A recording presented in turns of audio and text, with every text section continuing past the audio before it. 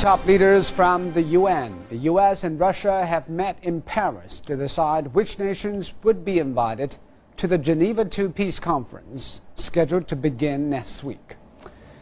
At a press conference after the meeting, UN Arab League Special Envoy to Syria Lakhdar Brahimi, US Secretary of State John Kerry and Russian Foreign Minister Sergei Lavrov stood firm on a peaceful resolution to the Syrian conflict. Lavrov said Syria's government is considering opening humanitarian access and a prisoner exchange in the run-up to the peace conference that would bring together the opposition and the government for the first time. The peace talks will start on January the 22nd at the UN headquarters in Geneva, with meetings between Syrian President Bashar al-Assad's delegation and Syrian opposition groups. The meetings will be moderated by Lakhdar Brahimi. We are in full agreement that the resolution to this conflict must be peaceful, that there isn't a military solution. And we are in full agreement that we need to make our best efforts.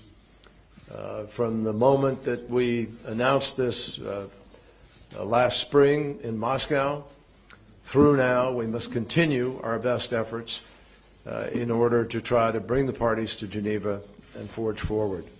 It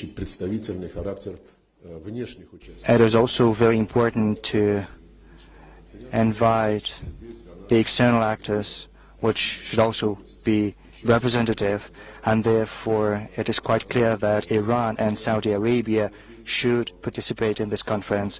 We do hope that in the end the Secretary General, who is responsible for sending the invitations to the conference, is going to send the invitations to all those in whom the developments of the situation are concerned. Therefore, I can say that I'm content with our today's talks. From countries like the United States and Russia, the P5 and their neighbors, I think it's high time that their neighbors show what is necessary, the will, the imagination, the creativity to help Syria solve its problems, because if Syria continues any longer in this crisis, that crisis is going to affect them.